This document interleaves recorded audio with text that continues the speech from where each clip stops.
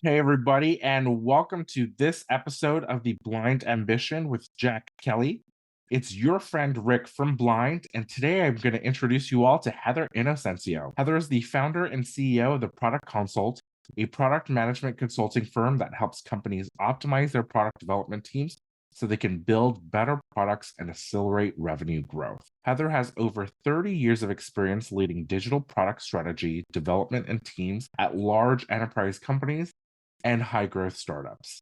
She served as the first chief product officer at the RealReal, the world's largest online marketplace for authenticated resale luxury goods, where she grew revenue from $100 million to $400 million, resulting in an IPO of $1.6 billion. She was also the head of product at HauteLook, a leading flash sale site acquired by Nordstrom for $270 million in 2011, where she built the product team, led site redesign efforts, and launched the iOS and Android apps, helping the company grow to 4 million members and almost $180 million in sales at the time of its acquisition. Thanks for coming on the show, Heather. Hi, Rick. Thank you for having me. Can you walk us through your career? Hopefully, I did your bio, your accomplishments justice there. Sure. Yeah. My career has been a pretty, I would say, typical trajectory for a product manager that aspires to grow, get into higher levels of product management leadership. I started my career unknowingly in 1990 at a telecom company that turned out to be a really good move for me. I say it was unknowing because I didn't know what product management was. Technology wasn't cool back then. I spent 10 years with that company in product management, working on the emerging technologies team. When I left the company, I was overseeing a team of product managers, and my brain had been trained to think about emerging technologies and how innovations are just now making things possible that weren't possible before. Telecom in the 90s was pretty cool, by the way. That was the convergence of the internet and cell phones, and anyone remembers pagers and long distance home phone service. And so we had all of these innovations happening, that made it a very exciting space to be. The internet came about. I got to start to doing development on the internet. That was cool. In summary, I spent, let's say, the first 15 years of my in-house career working for large public companies in product management, in product leadership. About halfway through that in-house time, I moved to California and was very quickly bitten by the startup and entrepreneurial bug. Decided I wanted to step over into that space. I was living in Los Angeles. I was at a big public company, and I started networking. That was around the time that the term Silicon Beach came out. LA was really standing itself up as a tech center and community. And through my networking, just started getting my name out there, getting introduced to people and letting them know, here's who I am, here's my background. I want to work in the startup space. I love it. So ended up at HauteLook that you mentioned. That company, we had an acquisition that was pretty significant in terms of the buzz that it created for the LA scene at the time. And when I joined that company, I was the first product person with an product background and discipline. That was a game-changing moment in my career. I got to build the product discipline from the ground up. What is it? How do we function? How do we partner with engineering? The CTO and I had a great relationship. I actually just spoke with him a few months ago. And so once we were acquired, that helped accelerate my space, my career in the startup space. The leadership team at that company was recognized, and my phone started ringing. So I continued to seek opportunities. I ended up at another company that was a high growth, great startup, where I was essentially the acting CPO and CTO. Didn't have the titles, but oversaw engineering, product, built that company. Eventually, I had the opportunity to join the RealReal in San Francisco. So I moved from Los Angeles to San Francisco, joined as their first chief product officer, partnered closely with the CTO, who to this day is a very good friend. We've worked together a couple times since. And at that company, it was really around, we're big, we're growing, we need to see a difference in how product management is run. There was a desire to see product managers as thought leaders, really influencing strategic direction on what we were working on, what we were building, how we communicated, measured our success. And when I joined, I saw that product management was more of a top-down infrastructure. The leadership team would get together quarterly, decide what was important, deliver those roadmaps to the product managers. Product managers would then work to get work done against the roadmaps. And while I was there, we flipped that on its head. We established a model internally where the product managers had the insights that they needed to be thought leaders around, here's what we should be working on, here's why, here's how it aligns to the business goals and objectives. So that was a really fun, really challenging bit of time. After that, I decided to take some time off. I traveled the country, did a lot of backpacking and visiting national parks, and then started consulting. Decided I wanted to decide my own destiny, didn't want to go in-house anymore. And after consulting for a few years, things intersected, the pandemic, such that I decided it was time for me to start this company, the Product Consult. It's been a dream of mine for well over 15 years. And the idea behind and the vision behind the company is that internally, we have a collaborative, supportive environment for product managers who love the craft. They get to work internally with other product managers. So they're leveling each other up all the time. I just sit back sometimes and watch the magic, and it blows me away. And by having these well-supported, well-trained product people, we can now place those people with clients who are struggling with product management themselves internally. So we can give the best of breed product people to help other companies understand how to get product operating the way you want it to. What does it look like when it's working well? And so that's what I'm doing now. And the company today was really formed on the vision that I saw when I looked back over my career and realized when joining a high growth company as a product leader, maybe one of the first senior product leaders they've ever had, it's a really tough position to be in. There's a lot of eyes on you to be the silver bullet, figure it out, help us, hockey stick up into the right. And I realized that it was tough and thought there's got to be a better way. There's got to be a better environment for product people that love the craft. And so that's what we're doing now. We're about 3 years old. I have a co-founder who I've worked with for on and off 15 years. And a leadership team, and we've got 14 people on the team and continuing to grow. Now, I'm curious, are there any kind of typical profiles or typical situations that you see companies or high growth startups or even startups that are kind of finally getting that scale where they often make that mistake with product and they might need to call you for help, or they kind of bungle the first set of product hires? Like, what's going on there? Yes, absolutely. There are a very typical and consistent set of challenges that we see. No one that knows product management will be surprised by anything I'm going to share here. So often, depending on the stage of the company, how much funding and how big their product team is or isn't yet, the problems that we see are I'm thinking through the mindset of I'm a founder or I'm a product leader. I don't know if my product management team is focusing us on working on the most important things. I don't know if my product management team is leveraging the engineering team to build the most important things. Are we building in the most efficient way? I don't know what should be on our roadmap. I don't know how we prioritize. A common problem I hear is product and engineering feels like a black box. I understand finance and customer support and merchandising and sales, marketing. Don't get those product and engineering people. They're odd birds. Don't know how to work with them, don't know how to lead them for success.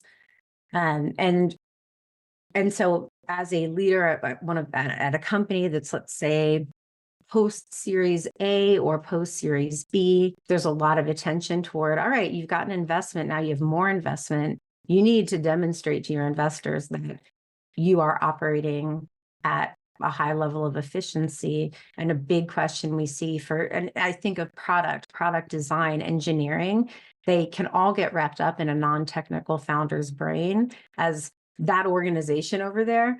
I don't know if they're doing well, and product's supposed to be leading it, and I don't know if it's happening well. So I need help. Another big problem that I see, especially with non-technical founders, is they're told, all right, you need product managers. So they hire product managers. All the job descriptions pretty much read the same. And unfortunately, a lot of product managers' resumes read the same.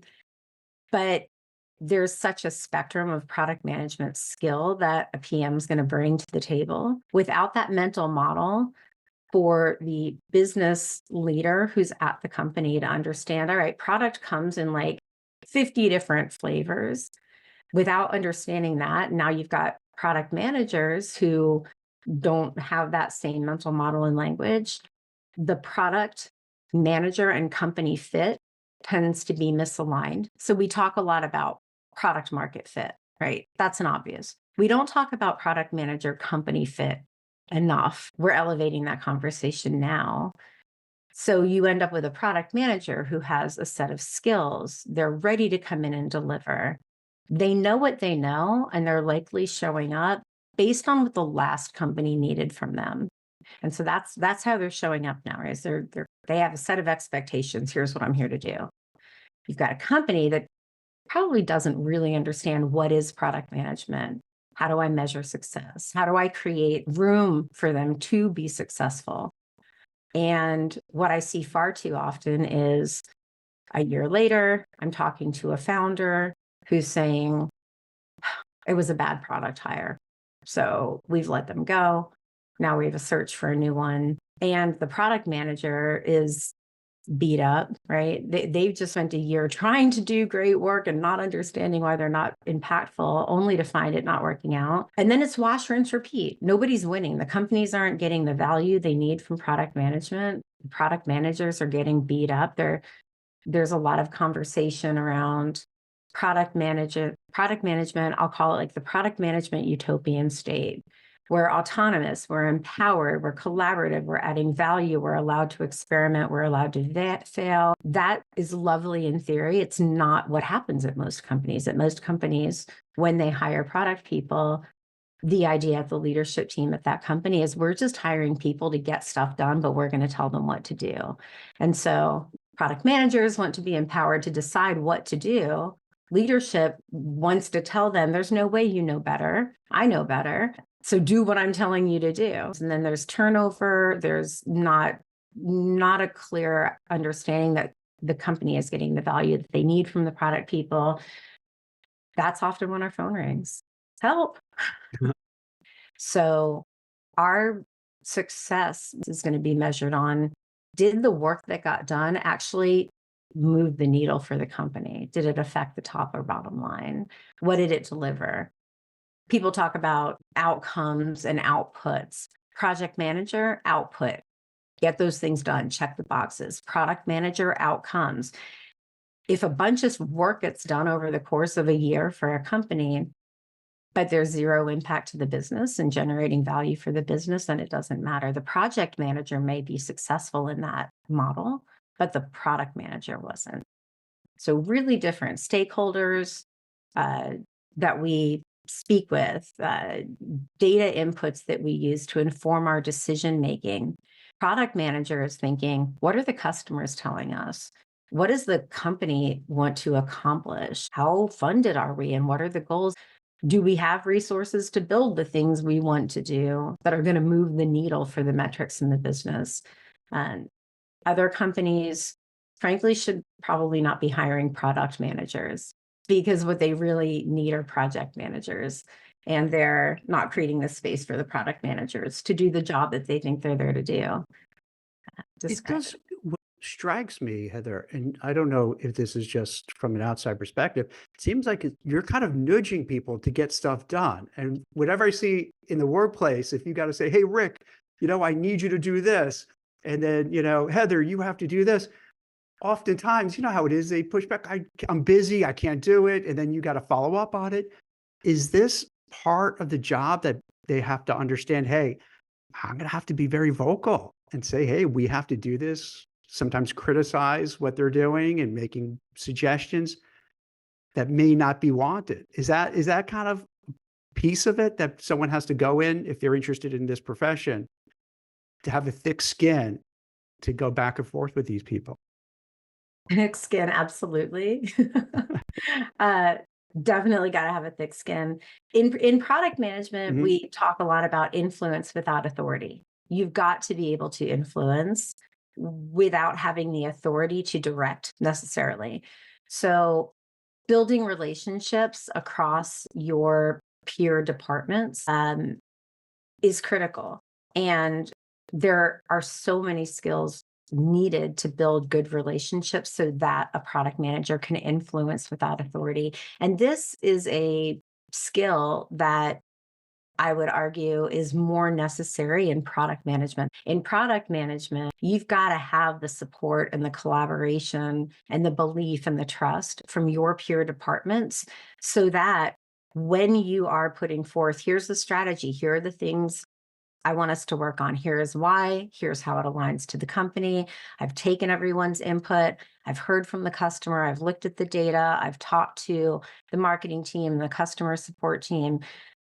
That is a roadmap that, unless supported by the rest of the company, it's really hard to deliver against. Because what we do in product management requires not just that we can inspire our engineering team to want to build it, our designers to want to design it. They also have to inform what it is we're building so that they're inspired when they're doing it. Well, the same is true outside of product management. Your marketing team, your customer support team, your finance team, your executives, your sales team, your merchandising team, whatever teams you have internal, they've got to be bought in that we're working on the right things. I understand why we're working on them. And there's so many trade-offs between those internal mouths to feed, if you will. And so for the product manager, it's not just about building relationships, but so that if I have to come to you, Jack, and say, well, we're going to be working on this set of things in this order. And the thing that you value a lot, it's down here. Rick's item is Yeah. above it. And it's not just that it's just Rick's or just yours, but your question's going to be, well, why isn't my thing most important? It's most important to me.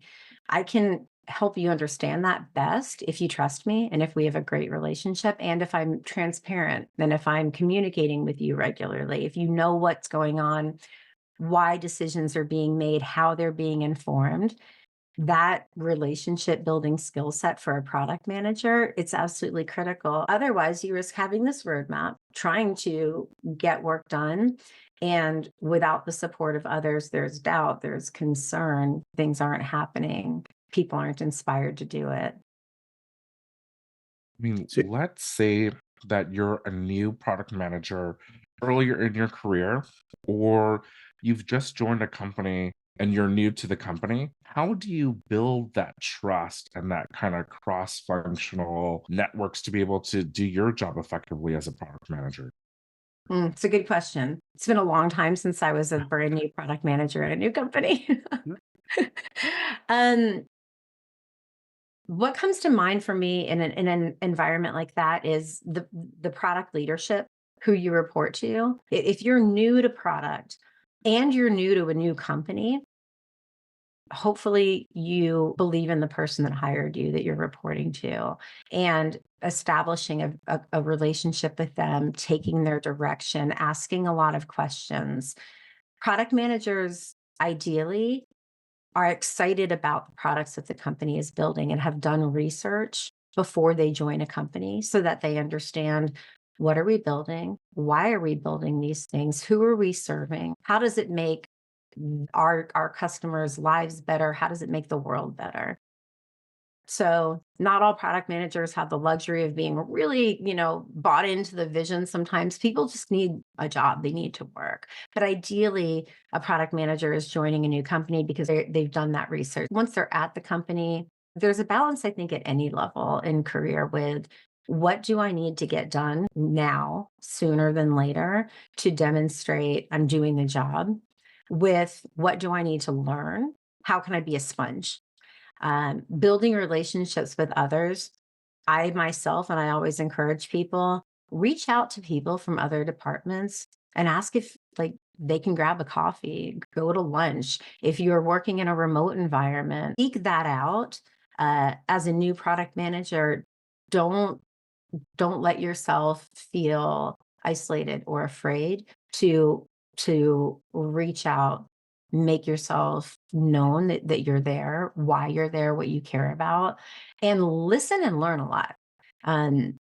When joining any new company, there's a whole world of relationships and thoughts and previous decisions and experiences these teams have had together. So understand some of that. And then working with the person that hired you. Do they want you right now digging into the data? Do they want you talking to the customers? Do they just want you to get the next 4 weeks of work done while getting up to speed on the business? So it sounds like one of the biggest attributes you need to have is to be a good middle man, middle woman, balancing the needs of folks who are, want your attention or sometimes don't want your attention, to have really strong relationship skills, right? That seems to be, from what I'm hearing from you, if you possess, some people are, they're innate in that, right? They're really good. They're able to bring people together. They know how to schmooze. They know how to make sure they understand what you want and deliver. Is that, do you end up seeing those kind of people that succeed, who are able to kind of handle relationships, could work collaboratively? Is that how it works? It is. Yeah. There's one important aspect of product that we haven't touched on yet that is paramount. I don't want to say it's more important than any other skill, but without it, it's going to be really hard to have a great product career. And that is empathy for the users, empathy for who you're building for, the ability to easily and quickly look at the world through their eyes, right? We're not building from the outside in for them, but the ability to get into that mindset of the users that are receiving the products that are being built, and what does it look like for them to engage with them? That's critical. Otherwise, someone is more at risk of becoming a project manager with a product management title. An example of how that's shown up in my career: every job I took, and I told my manager, I've got to become our user. So I can build products for people that aren't me personally as a demographic, but I've got to, kind of like an actor maybe getting into a role, I've got to become our user. I've had managers respond with surprise, like, I need to be able to engage with our products, meaning I've got to be able to make paid transactions. I've got to receive the product I've paid for. I've got to use it. I've got to see the email lifecycle messages that come to me while I'm using it. I've got to see what happens when I have a problem and I have to reach out. And I have had managers say, well, we can put you in a test environment, but you can't do paid transactions or they're fake. I've always required, nope, got to be real, live, let's figure it out. And everyone has said yes that I've worked for. We've figured it out if that infrastructure didn't exist for product people to really become the user and use the products like the users do. And if anything, I remember one manager was kind of like back on his heels and said, well, we don't do that here, but let's figure it out. And we did. And it was easy. Like the friction wasn't hard to get there. And the result was that in conversations as a product person, hopefully I've got good relationships with the people I'm talking to, and I do have ability to influence.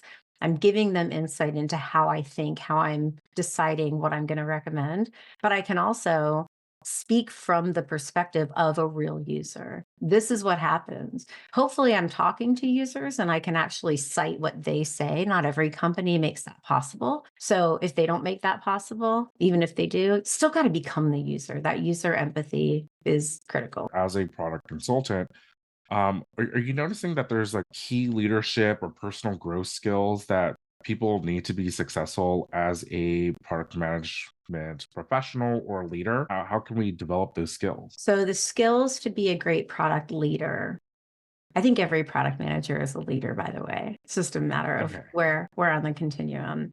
But thinking about product leader as in I am a manager of people and I have a team of people reporting to me, it's necessary to have been a product manager. I hear some people question whether or not. I absolutely wholeheartedly say you've got to have done the job to understand how to connect with your team so that you can help them be successful. Working up through the ranks of leadership. So I'm an individual contributor. Now I'm a manager of people for the first time. What does that mean? Am I managing people or am I really responsible to be a good leader to these people? And that shift just from individual contributor to manager of people is a significant shift. You're doing way less product management at that point, maybe none, but you're leveraging what you know about product to help your individuals as they develop their roadmaps and as they're executing on a daily basis, building the relationships, thinking about the customer, thinking about engineering.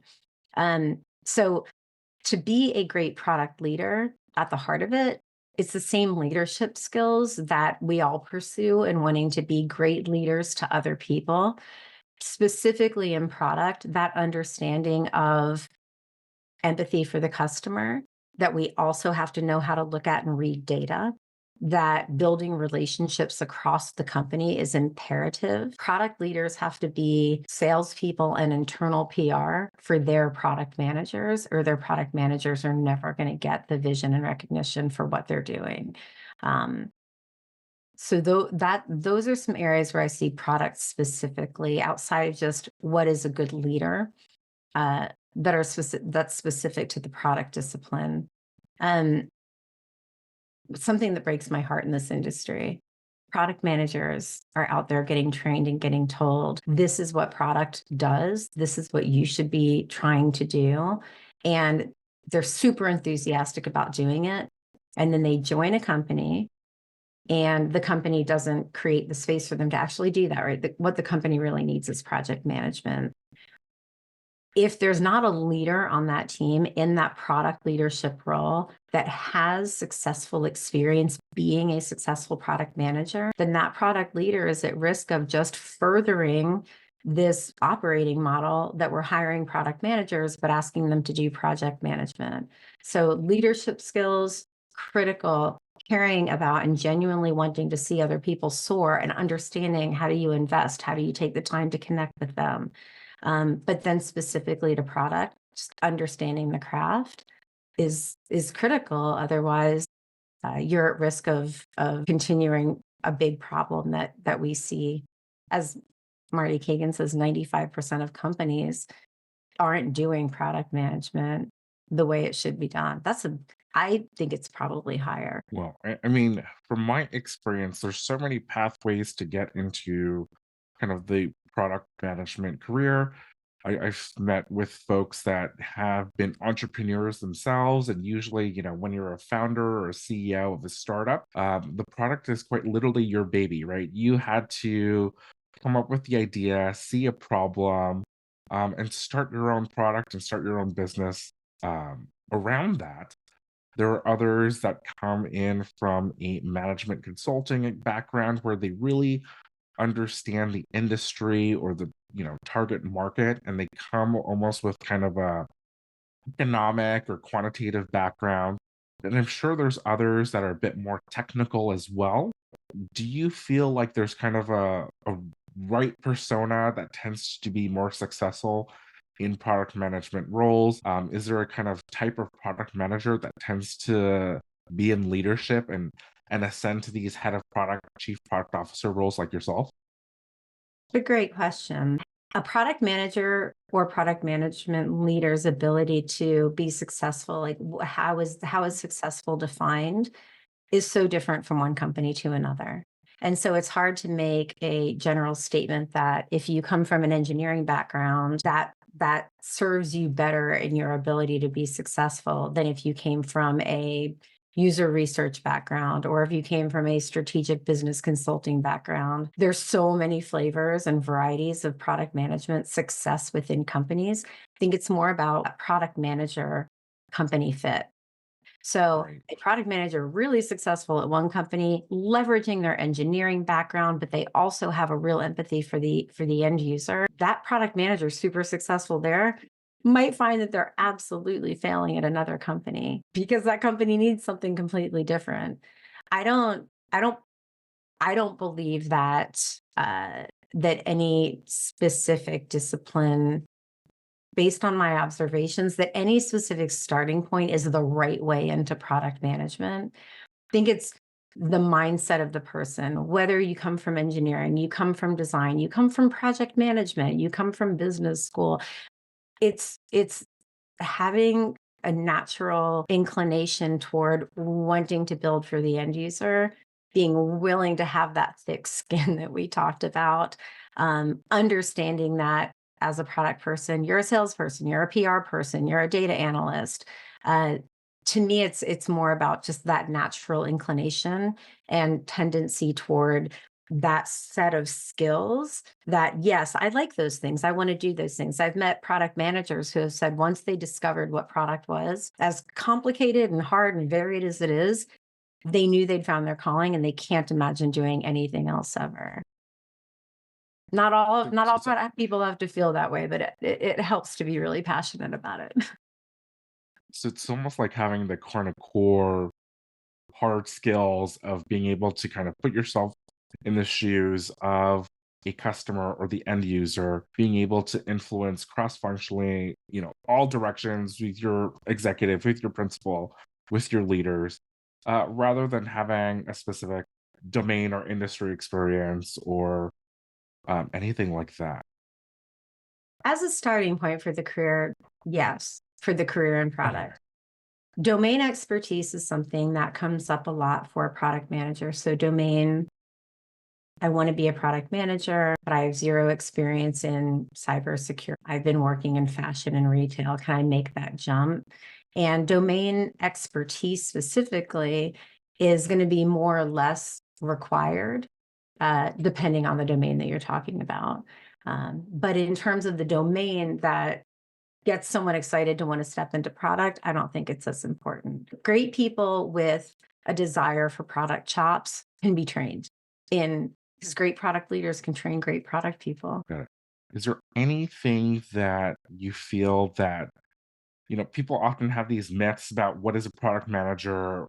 On Blind, we often see engineers kind of complain about their product manager, whether they're delivering impact because, it's the engineers that are actually writing the code and kind of pushing the product out to production and into the world. Are there any myths that can help us bust and demystify here?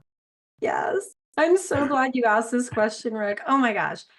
I mentioned I started my career a long time ago. And at that time, what is product management? Where does it sit at the table? How does it fit with technology and marketing? Wasn't clear.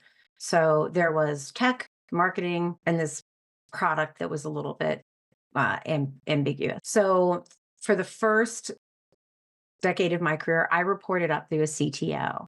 I sat side by side with my engineers, and that trained my brain in how I think about the relationship between product and engineering. It's tight.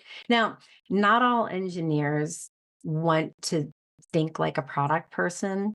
That's okay too. Got to be space for that. But I've found that many engineers I work with don't just want to do the work, they want to know why they're doing it.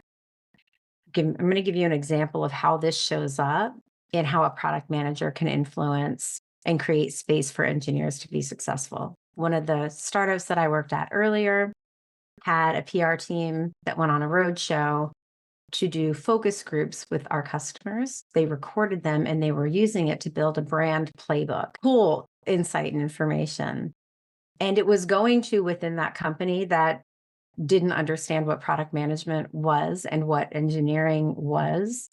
That company had a mindset I see a lot of. Product managers are just here to get done what they're told to do, and engineers are just here to code what they're told to code. And so all of this really needing information or hearing the voices of the customers we're building for, the idea at the company was, and that's just going to sit with the PR and the branding firm.